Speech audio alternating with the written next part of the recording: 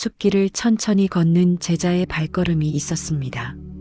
초여름의 햇빛이 소나무 사이로 흘러내리는 시간, 그 제자는 마음이 가득한 채로 부처님께 다가갔습니다. 부처님, 저는 생각해 봤습니다. 제가 지금까지 어떻게 살아왔는지요. 저는 늘 남을 위해 살아왔습니다. 가족을 위해, 친구를 위해, 때로는 낯선 사람을 위해서도 제 시간을 내어주었습니다. 제 것을 나누어 주었습니다. 힘들어하는 사람을 보면 먼저 손을 내밀었고 도움이 필요한 사람을 외면하지 않았습니다. 그런데 부처님, 돌아오는 것은 감사가 아닙니다. 오히려 상처입니다. 깊은 상처들이 쌓여갑니다. 제자의 목소리에는 피로함이 묻어 있었습니다. 수십 년을 착하게 살아온 한 영혼의 외침이었습니다. 부처님께서는 천천히 발을 멈추셨습니다. 그리고 그 제자를 바라보셨습니다.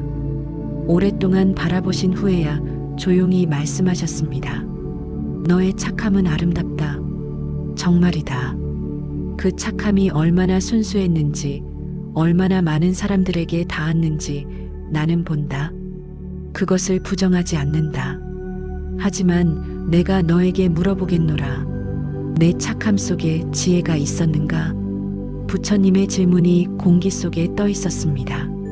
지혜 없는 착함은 나의 제자여, 마치 불과 같다. 불은 따뜻함을 주지만 통제되지 않은 불은 결국 무엇을 태워버리는가? 그것이 바로 너 자신이 아닌가? 지혜 없는 착함은 너 자신을 소진시키는 불과 같다. 제자는 부처님의 말씀을 천천히 음미했습니다. 그동안 자신이 너무나 당연하게 여겨왔던 것들이 새롭게 보이기 시작했습니다. 부처님께서 계속 말씀하셨습니다. 많은 사람들이 이렇게 믿는다. 착하면 복이 쌓인다고. 선한 일을 하면 하늘이 상을 내릴 것이라고. 이것이 완전히 틀린 것은 아니다. 그러나 여기에 빠진 것이 있다. 그것은 바로 지혜라는 것이다. 부처님께서는 그 숲길에서 가장 큰 나무 밑에 앉으셨습니다. 제자도 함께 앉았습니다. 지혜 없는 베풀문, 나의 제자여, 복이 아니라 소모다, 소진이다. 생각해보거라. 어떤 사람이 자신의 모든 것을 나누어 주면서 자신은 점점 비어간다면 그것이 정말 복을 짓는 것인가? 아니면 자신을 파괴하는 것인가? 이 말씀이 제자의 가슴에 무언가를 깨웠습니다. 부처님께서는 계속하셨습니다. 착함이 무거워진다는 것을 아는가? 그것은 바로 지혜가 없을 때이다. 누군가를 돕되 자신을 버려서는 안 된다. 누군가를 사랑하되 자신을 잃어서는 안 된다. 이것이 지혜로운 착함이다. 제자가 물었습니다. 그렇다면 어떻게 구분할 수 있습니까? 좋은 질문이다. 너의 착함이 너를 행복하게 하는가? 아니면 점점 더 지치게 하는가? 만약 내가 남을 돕는 과정에서 자신을 완전히 잃어가고 있다면 그것은 이미 착함이 아니다. 그것은 집착이고 두려움이고 자신을 증명하려는 욕망이다. 부처님의 말씀이 길을 비추는 햇살처럼 제자의 마음을 환히 밝혔습니다. 그리고 이제 부처님께서는 제자의 진정한 문제로 깊이 들어가셨습니다. 거절하지 못하는 마음에 대해서입니다. 나는 또 다른 것을 본다. 너는 거절하지 못한다. 모든 요청에 네라고 답한다. 모든 부탁을 받아들인다. 누군가가 너를 필요로 할 때마다 너는 자신의 것을 내놓는다. 부처님께서 가까이 있던 물 한 그릇을 들어 보이셨습니다. 맑은 물이 가득 찬 그릇이었습니다. 이 물을 보거라. 가득하지 않은가? 하지만 만약 계속 물을 붓는다면 어떻게 되겠는가? 부처님께서 조용히 그릇에 물을 계속 부으셨습니다. 어느 순간 물이 그릇의 가장자리를 넘어 흘러내렸습니다. 보거라. 이제 물은 더 이상 그릇에 머물지 못한다. 흘러내린다. 낭비된다. 부처님께서 물그릇을 내려놓으셨습니다. 너의 착함도 이와 같다. 너의 시간도 한 그릇이다. 너의 에너지도 한 그릇이다. 너의 마음도 한 그릇이다. 하지만 너는 끝없이 그것들을 쏟아낸다. 거절하지 못하기 때문이다. 제자의 눈이 맞춰졌습니다. 자신의 모습이 너무나 명확하게 보였습니다. 그런데 왜 거절하지 못하는가? 생각해 보거라. 부처님께서 질문하셨습니다. 그것은 자비가 아니다. 자비는 지혜와 함께하는 것이다. 하지만 거절하지 못하는 마음은 자비가 아니라 두려움에서 비롯된다. 좋은 사람으로 보이고 싶은 마음, 미움받고 싶지 않은 마음, 나는 착한 사람이어야 한다는 강박. 이 모든 것이 너를 거절 불능의 상태로 만들어 놓은 것이다. 부처님의 목소리에는 동정이 아닌 명확한 통찰이 담겨 있었습니다. 생각해 보거라. 내가 누군가의 부탁을 거절할 수 없는 진정한 이유가 무엇인가? 그것은 상대방을 진정으로 생각하기 때문인가? 아니면 상대방이 나를 어떻게 생각할까봐 두렵기 때문인가? 제자는 눈을 감았습니다.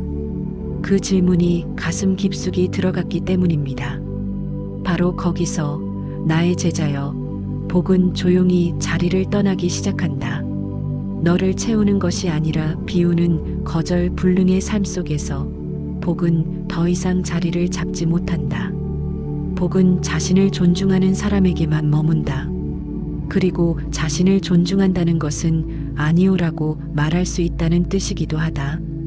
이제 부처님께서는 세 번째 가르침으로 나아가셨습니다. 이것은 더욱 깊고 더욱 절실한 진리였습니다. 그런데 내가 가장 걱정하는 것이 있다. 너에게서 보이는 것이 있기 때문이다. 부처님께서 제자의 눈을 바라보셨습니다. 너는 자신을 희생하고 있다. 정말로 자신을 희생하고 있다. 너의 시간을 희생하고, 너의 에너지를 희생하고, 나아가 너의 꿈과 너의 삶까지도 희생하고 있다. 이것이 바로 복을 담을 그릇 자체를 깨뜨리는 일이다.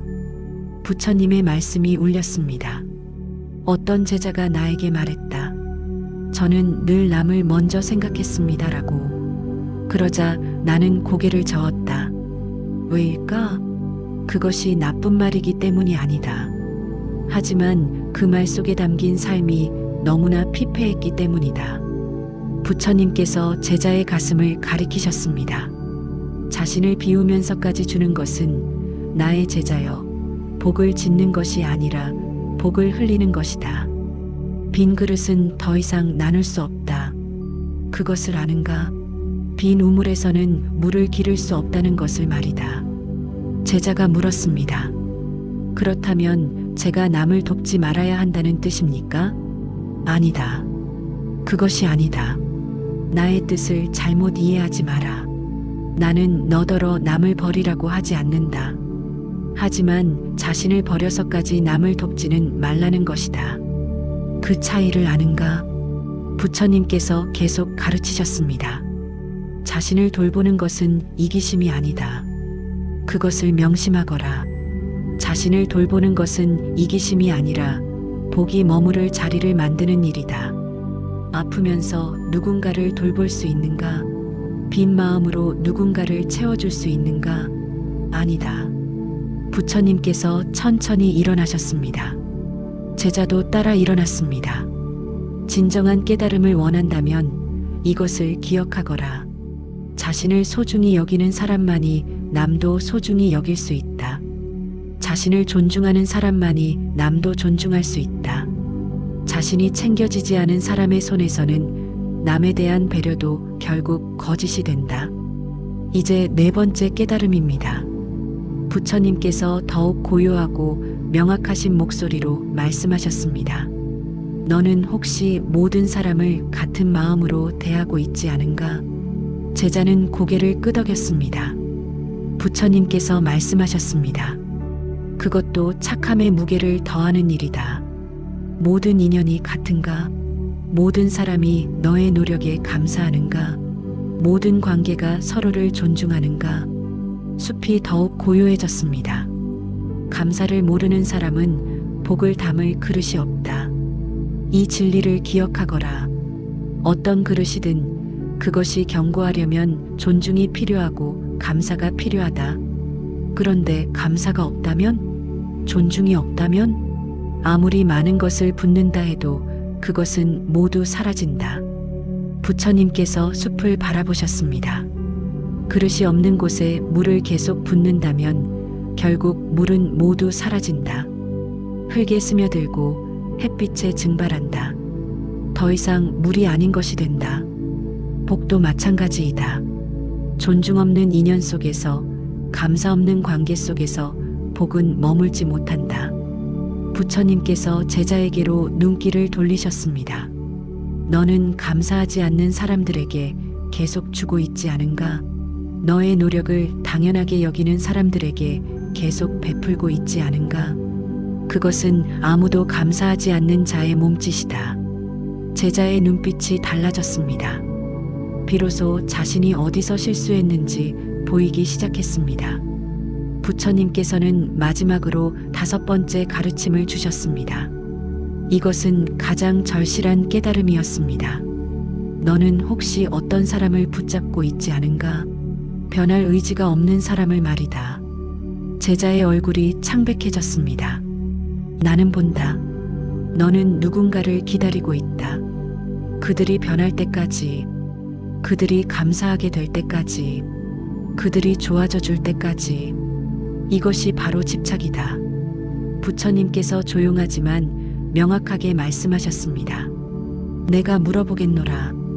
기다리는 것도 자비 아닙니까? 이렇게 물었을 때 나는 이렇게 답한다. 자비는 상대의 성장을 돕는 것이지 자신을 희생하면서까지 상대를 붙잡는 것이 아니다. 제자가 물었습니다. 그렇다면 언제까지 기다려야 합니까? 부처님께서는 슬프지 않은 표정으로 답하셨습니다. 변할 의지가 없는 사람을 붙잡는 것은 자비가 아니라 집착이다. 그것을 명심하거라. 집착이 시작되는 순간 복은 흐름을 멈춘다. 더 이상 흘러가지 않는다. 고여버린다. 고인 물은 결국 썩는다. 부처님께서 제자의 손을 잡으셨습니다. 나의 제자여, 너는 이제 알아야 한다. 모든 사람을 구할 수는 없다. 모든 사람이 구해지고 싶어 하지도 않는다. 어떤 사람은 자신의 삶을 선택한 것이다. 그들의 그 선택을 존중하는 것도 자비의 한 형태이다. 숲길은 이제 저물어가고 있었습니다. 저녁의 빛이 나뭇잎을 붉게 물들이고 있었습니다. 부처님과 제자는 함께 그 숲을 걸었습니다. 제자의 발걸음은 이제 전보다 한결 가벼워 보였습니다. 부처님께서 최후의 말씀을 주셨습니다. 복은 흐름이다. 그것을 기억하거라. 복은 갇혀서는 안 된다. 집착으로 묶여서는 안 된다. 그리고 무엇보다 자신을 버려서는 안 된다. 자신을 지키고 자신을 존중하고 자신의 경계를 지킬 때 비로소 복의 흐름이 다시 시작된다. 제자는 이제 부처님과 헤어질 준비를 하고 있었습니다. 하지만 마음은 훨씬 밝았습니다. 왜냐하면 비로소 자신이 어디서 실수했는지를 알았기 때문입니다. 그리고 그것을 아는 것이 바로 모든 변화의 시작이기 때문입니다. 저녁이 깊어지고 있었습니다. 숲길을 함께한 제자와 부처님은 이제 조용한 언덕에 앉아 있었습니다. 하늘에는 별들이 하나둘 떠오르고 있었고 그 별빛이 제자의 얼굴을 부드럽게 비추고 있었습니다. 부처님께서 다시 말씀을 이으셨습니다. 이제 내가 너에게 말해야 할 것이 하나 더 있다. 그것은 너 자신이 이미 알고 있을 것이지만 명확히 깨달아야 할 것이다. 제자가 부처님을 바라봤습니다. 당연함에 대한 것이다. 부처님께서 천천히 말씀하셨습니다. 처음에는 모두 감사한다. 누군가가 너를 도와주면 그들은 감사를 표한다. 너의 노력을 인정한다. 너의 배려를 고마워한다. 그것이 처음이다. 하지만 시간이 지나가면 어떻게 되는가? 부처님의 질문에 제자는 침묵으로 답했습니다. 하지만 그 침묵 속에는 너무나 많은 경험이 담겨 있었습니다. 시간이 지나면 처음엔 감사하던 사람도 당연하게 여기기 시작한다. 너의 도움이 마치 자연처럼, 마치 해가 뜨는 것처럼 당연한 것이 되어버린다. 너는 여전히 같은 마음으로 주고 있는데 상대는 더 이상 그것을 선물로 받지 않는다. 의무로 받는다. 당연한 것으로 받는다. 부처님의 목소리에 깊은 연민이 담겨 있었습니다. 그리고 가장 슬픈 것은 너는 그것을 모를 수도 있다는 것이다. 너는 여전히 마음을 담아주고 있는데 상대는 이미 너를 당연한 존재로만 본다. 이 간극이 커질수록 복은 그곳을 떠날 준비를 한다. 제자의 눈이 촉촉해졌습니다. 자신의 삶이 정확히 그런 것이었기 때문입니다. 부처님께서는 계속하셨습니다. 내가 말해보겠노라. 당신이 누군가에게 매일 밥을 차려주었다고 하자. 처음 일주일은 고마워한다. 한 달이 지나면, 1년이 지나면, 10년이 지나면 어느 시점부터인가 그 밥은 더 이상 너의 사랑이 아니라 그저 밥이 되어버린다. 너의 배려가 아니라 당연한 것이 되어버린다. 부처님께서 별을 바라보셨습니다. 이것을 깨달을 때 너는 중요한 선택을 해야 한다. 계속 그 밥을 차릴 것인가? 아니면 그것이 더 이상 사랑이 아니라는 것을 받아들일 것인가? 제자가 물었습니다. 부처님, 그렇다면 어떻게 해야 합니까? 부처님께서 대답하셨습니다. 당연함이 쌓이는 곳에는 복이 머물지 않는다. 이것을 명심하거라. 복은 감사 속에서 자라고 당연함 속에서 사라진다. 이것이 우주의 법칙이다. 부처님께서 제자의 눈을 바라보셨습니다. 그렇다면 너는 두 가지 길 중 하나를 선택해야 한다. 첫 번째는 그 관계를 정리하는 것이다. 더 이상 당신이 주어지지 않을 것임을 알려주는 것이다. 그러면 상대가 감사를 다시 배울 수도 있다. 아니면 그 관계를 떠나는 것이다. 복이 없는 곳에 계속 머물 이유는 없기 때문이다. 제자의 표정이 고통스러웠습니다. 나는 알고 있다. 이 말이 얼마나 어려운지를. 하지만 이것이 지혜이다. 당신이 주는 것이 더 이상 선물이 아니라면 그것은 더 이상 당신의 역할이 아니다. 당신은 종이 아니다. 기계가 아니다. 당신도 사랑받을 자격이 있는 하나의 영혼이다. 부처님께서 제자의 손을 가볍게 만지셨습니다. 생각해보거라. 당신이 누군가를 사랑할 때 그것이 진정한 사랑이 되려면 어떻게 되어야 하는가? 상대가 그것을 감사하고 소중히 여길 때가 아닌가? 제자가 고개를 끄덕였습니다. 그렇다. 그것이 맞다. 하지만 만약 당신이 주는 모든 것이 당연하게 여겨진다면 그것은 더 이상 사랑이 아니다. 그것은 소모이고 착취이고 슬픔이다. 이제 부처님께서는 7번째 가르침으로 나아가셨습니다. 이것은 가장 민감한 주제였습니다. 왜냐하면 그것은 겉과 속의 분리에 관한 것이었기 때문입니다. 내가 또 다른 것을 보았다. 나의 제자여. 부처님의 목소리가 바뀌었습니다. 더욱 진지하고 더욱 따뜻했습니다. 그것은 바로 너의 거짓이다. 제자가 놀라 부처님을 바라봤습니다. 놀라지 마라. 나는 비난하지 않는다. 단지 본 것을 말하는 것일 뿐이다. 너는 외로는 웃고 있다. 사람들 앞에서는 당신이 행복하다고, 만족한다고, 감사한다고 연기하고 있다. 하지만 내가 본 너의 마음은? 부처님께서 깊이 있는 눈빛으로 제자를 바라보셨습니다. 너의 마음은 지쳐 있다. 무너져 내리고 있다. 비어가고 있다. 그런데도 너는 계속 웃음을 짓는다. 계속 괜찮습니다라고 말한다. 계속 기꺼이라고 대답한다. 이것이 가장 위험한 것이다. 제자의 눈물이 흘러내렸습니다. 진실하지 않은 선함은 나의 제자여, 결국 너를 속이는 것이다. 다른 누가 아닌 너 자신을 속이는 것이다. 왜냐하면 그렇게 하다 보면 너는 너 자신의 진정한 감정을 잃어버리기 때문이다. 부처님께서는 언덕에서 일어나 서셨습니다.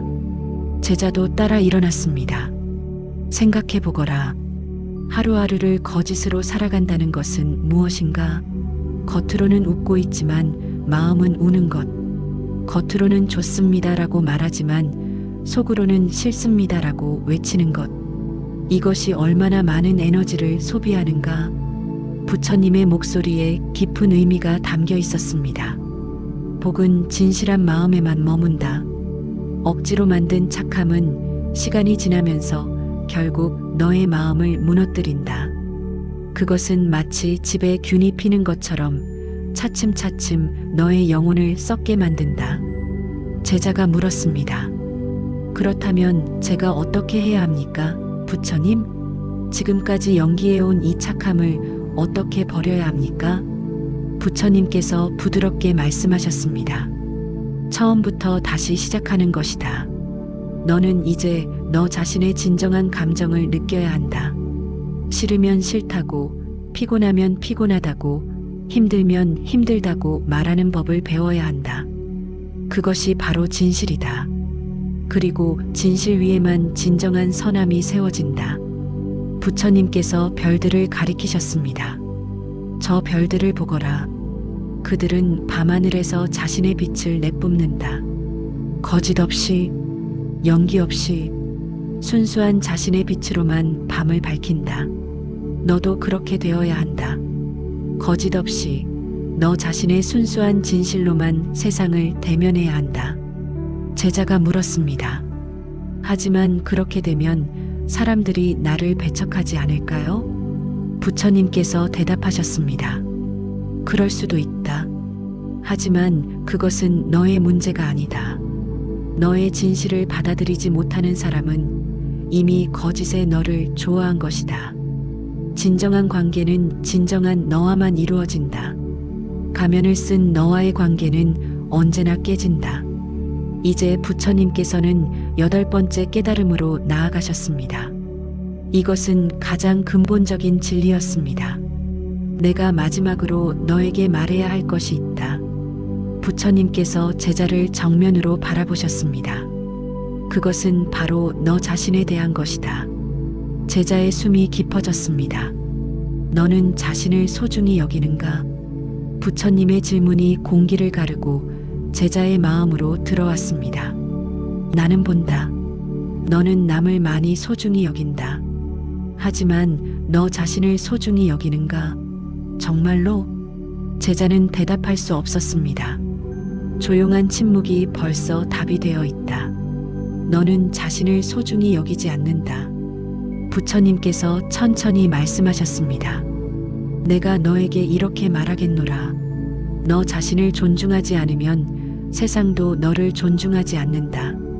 이것이 우주의 법칙이다. 너는 너 자신의 에너지장을 알아야 한다. 너는 다른 사람들을 대할 때 무언의 메시지를 보낸다.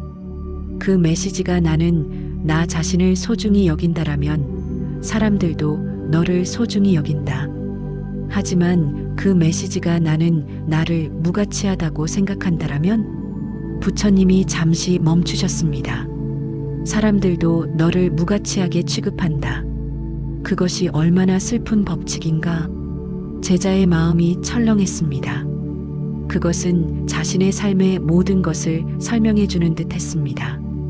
복은 나의 제자여, 스스로를 소중히 여기는 사람에게만 머문다.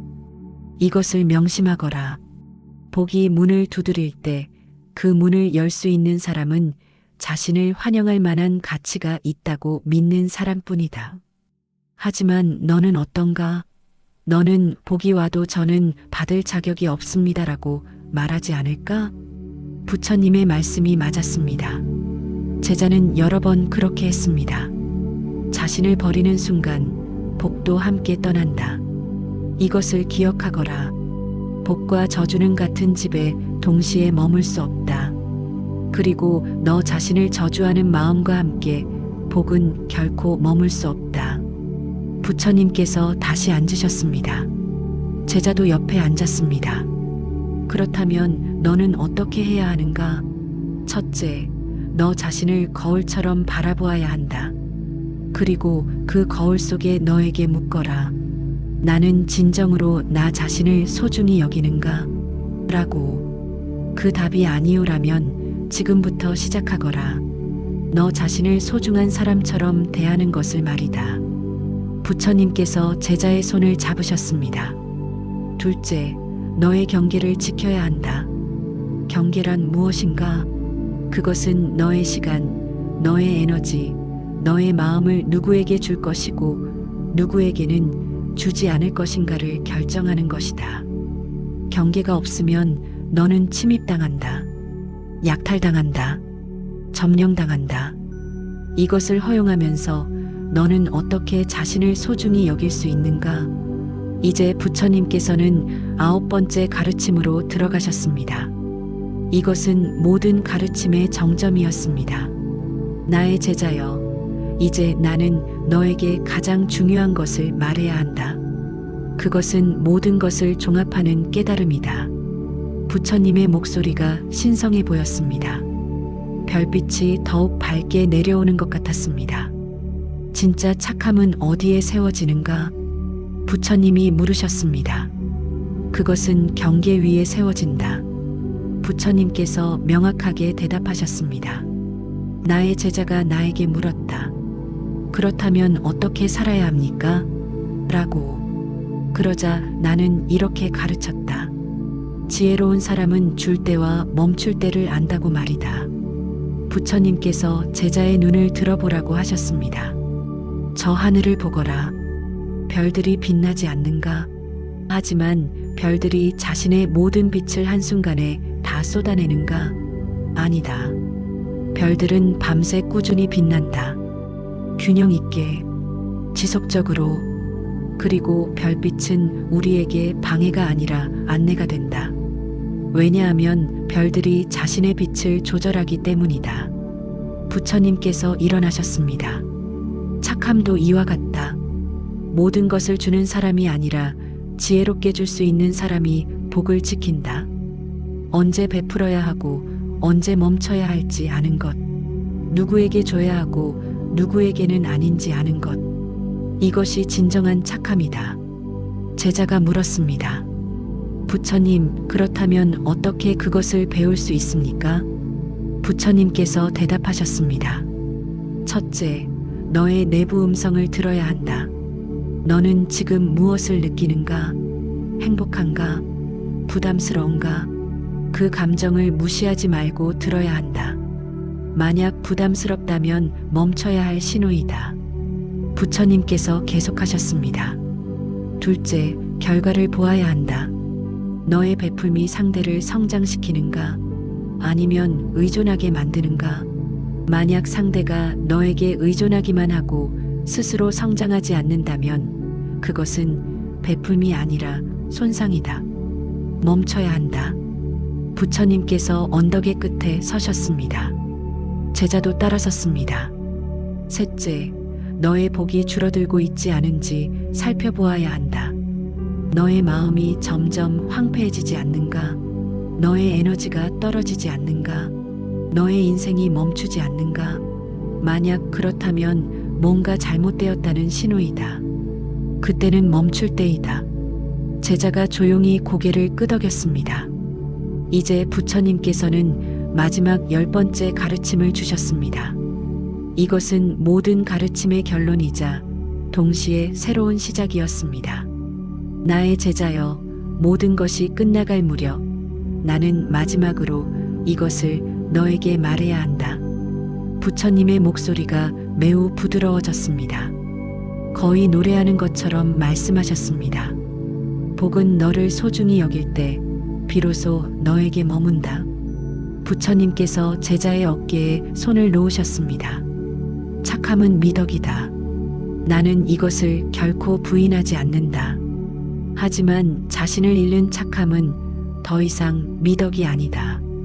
그것은 자살의 한 형태이다. 천천한 자살이다.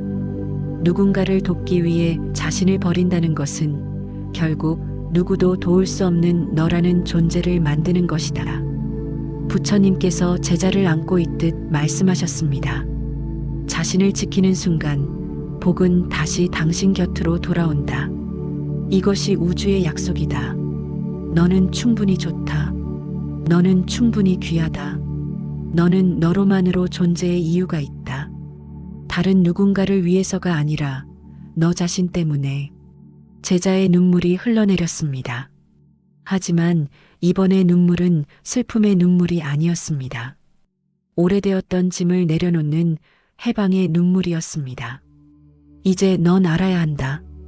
너의 착함을 지키고 동시에 너 자신도 지키는 방법을. 그것이 바로 지혜로운 삶이다. 그것이 바로 복을 짓는 삶이다. 부처님께서 제자를 정면으로 바라보셨습니다. 가거라. 그리고 이제부터 이렇게 하거라. 너의 시간을 나누되 너를 완전히 소진하지 말거라. 너의 마음을 나누되 너의 마음을 잃지 말거라. 너의 삶을 나누되 너의 삶을 버리지 말거라. 그렇게 할 때 비로소 모든 것이 균형을 이룬다. 그렇게 할 때 비로소 복이 흐른다. 부처님께서 제자의 손을 한 번 더 잡으셨습니다. 너는 이제 충분히 많이 주었다. 이제는 너 자신을 받을 차례이다. 스스로를 대접하는 법을 배워야 한다. 자신에게 친절을 베푸는 법을 배워야 한다. 자신을 용서하는 법을 배워야 한다. 그것이 바로 진정한 자비의 시작이다. 언덕 너머로 새벽이 밝아오고 있었습니다. 부처님과 제자는 함께 그것을 바라봤습니다. 밤이 가고 새로운 아침이 오는 것처럼 제자의 영혼도 새로운 아침을 맞이하고 있었습니다. 부처님께서 마지막으로 말씀하셨습니다. 나의 제자여, 기억하거라. 착함이 무거워진다면 그것은 지혜가 부족한 것이다. 복이 떠난다면 그것은 너 자신을 잃었을 때이다. 자신을 돌보는 것은 이기심이 아니다. 자신을 존중하는 것은 자존심이 아니다. 그것은 사랑이다. 자신에 대한 진정한 사랑이다. 그리고 그 사랑에서만 모든 것이 비롯된다. 제자가 부처님께 절을 했습니다. 부처님께서는 그 제자를 일으켜 세우셨습니다. 이제 가거라. 너는 충분히 배웠다. 이제는 실천할 차례이다.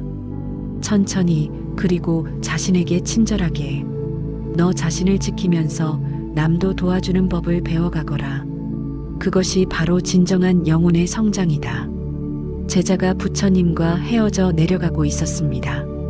하지만 이제 제자의 발걸음은 이전과 달랐습니다.